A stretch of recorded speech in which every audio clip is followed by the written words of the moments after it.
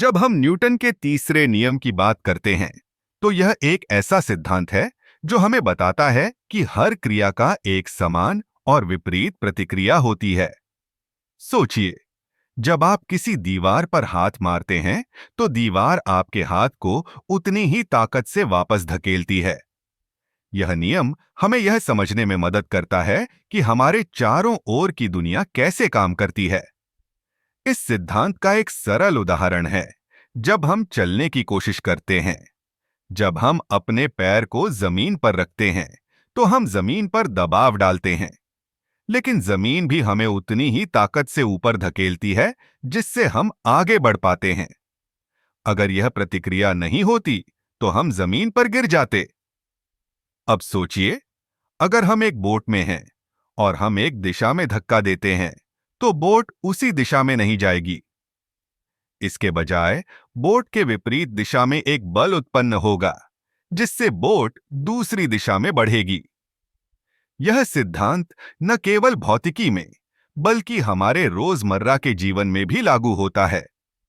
Newton का यह नियम हमें यह भी सिखाता है कि सभी चीजें आपस में जुड़ी हुई हैं। जब हम किसी वस्तु को धक्का देते हैं, तो हम केवल उस वस्तु को नहीं हिलाते, बल्कि हम उसके आसपास की चीजों को भी प्रभावित करते हैं।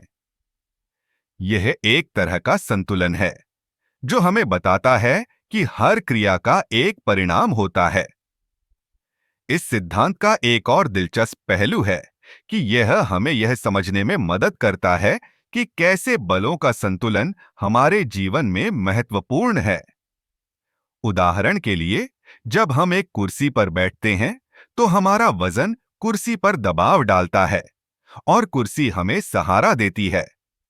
अगर कुर्सी मजबूत है, तो हम आराम से बैठ सकते हैं, लेकिन अगर कुर्सी कमजोर है, तो वह हमें सहारा नहीं दे पाएगी और हम गिर जाएंगे।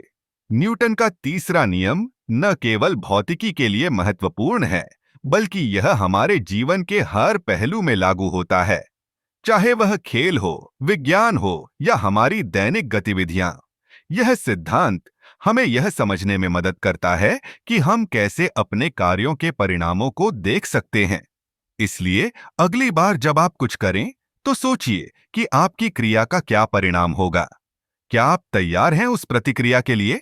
यह सोचने से न केवल आप अपने कार्यों के प्रति जिम्मेदार बनेंगे, बल्कि आप अपने चारों ओर की दुनिया को भी बेहतर समझ पाएंगे।